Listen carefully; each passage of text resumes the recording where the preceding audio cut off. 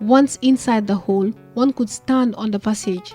And just when Lalia tried to get a feel of the one path in there, the snake decided to have at her, and it was the very one she had narrowly escaped from the last time she was there. The snake was vicious and was about to attack them again when Lalia brought out the little hunting knife she always carried with her to the farm and charged for the snake. When the snake made another attempt to smite her, she rushed in with her knife and cut through its skin. As she tried to move the creature from their path, she had the stranger fighting off another snake behind her, as she pushed him back to fight it off gushily. She had barely started training with Nayo then. The snake attacked and bit her instead, and she got bitten again. The man was greatly moved by Lalia's actions, so moved that he let go of Helima. He removed the covering on his face to reveal his identity. "I am eternally grateful and indebted to you, little girl. I am the king of Jeli Kingdom, and I never forget a favor. If we are to ever meet again, I will surely remember this day." He took one final look at the girls and then ran off as he could hear the guards closing in on them.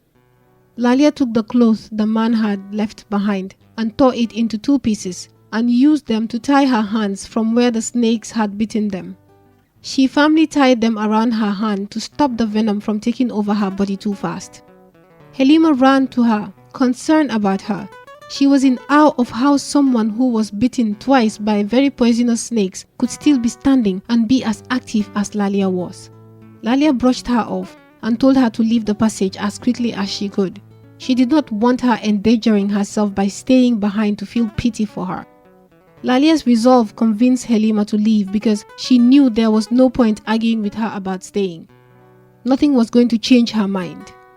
As she left the passage, she mulled over how she could help when she was suddenly surrounded by the palace guards. They asked her about the whereabouts of Lalia and the intruder, and Helima, in keeping her promise to Lalia, pointed them towards a direction far away from the passage. As soon as they left in search of Lalia and the intruder, Helima also set out to look for the healing herbs to help Lalia. She left the herb at the entrance of the passage for Lalia to fetch. Meanwhile, the guards who were still searching for the intruder had returned to the area where the secret passage was, and unbeknownst to them, had set up a camp right near its entrance to rest. Lalia, who was still inside the passage, could hear them converse, and not wanting to alert them to her presence, quietly stayed back despite needing to search for herbs to help with her bites. She did this because she wanted to give the stranger a head start, just in case the guards were in pursuit, and to keep the passage a secret. Lalia was left with one choice, which was to follow the path further into the passage. As she walked on, she fervently prayed to the gods that she would find some herbs good enough to use on her bites. The poison was slowly traveling through her body, and she knew it would not be long before it would totally overcome her. She started running as fast as her legs could carry her to get to the other end of the passage. As she ran, she tripped and fell to the ground. She tried to get up, but she couldn't. She could not muster the strength to even move a muscle. The poison had now taken over her body. The next morning, when Princess Helima woke, she rushed to Lalia's quarters to find her, but Lalia was nowhere to be found. She had searched everywhere in the palace but could not find her. She wasn't in her quarters or the slaves' hut, and she was not even seen going hunting. The Ajulu herb she had placed for Lalia by the entrance of the secret passage the night before was not there when she came back to check in the morning. Helima was so scared to go through the secret passage the night before to bring the herb to Lalia, and since Lalia had warned her to not come back in there again, she was just stuck worrying sick over her. But if she dies in there, she kept thinking. She was not able to give the king a sensible answer when he asked her about Lalia's whereabouts that evening, because she had made her promise she would not tell a living soul. Princess Helima was distant the whole next day. She was lost in her own thoughts, worrying about Lalia's well-being. Later that evening, Princess Helima snuck back into Lalia's quarters to see if she was back and to also see how she was faring. She was relieved to find her in her hut, surrounded by her friends who were all fussing over her. Even though she seemed weak, Helima was comforted by the fact that she was being taken care of by her friends.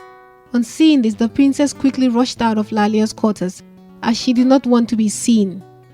That same night she came back to see her, but she would not enter the hut. She could only muster the courage to spy on Lalia as she moved around her hut, still weak from her ordeal. And earlier that day, She learned from the king Lalia's excuse for being absent the whole day the day before. She claimed to have gone hunting and got bitten by a snake, and the king had worriedly subjected her to stay in her quarters for the coming days, officially banning her from hunting or training till further notice.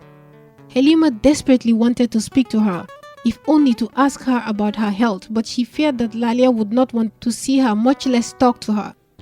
Despite her fear of being rejected, she knew she had to speak to her somehow because her conscience would not let her rest in peace. She finally decided on speaking to her the next day, when her nerves were less frayed and less on edge. That morning, when she snuck into Lalia's quarters, she found her talking to Nayo behind her hut.